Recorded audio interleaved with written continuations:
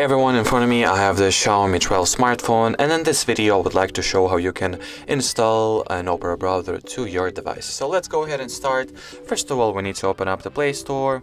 Here in the search bar just type in Opera and now tap on install. The download and installation process will not take a lot of time, just about 10-15 seconds at most.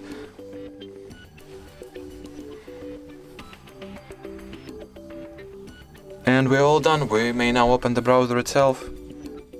And here, while launching the Opera for the first time, we gotta make some decisions as for if we want to enable some of the features this browser has or skip them and enable them later. So I'll just enable some of them.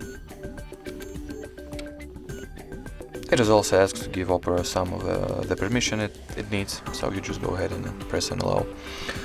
And that's it. Now you have the Opera browser on your phone, so thank you so much for watching and bye bye.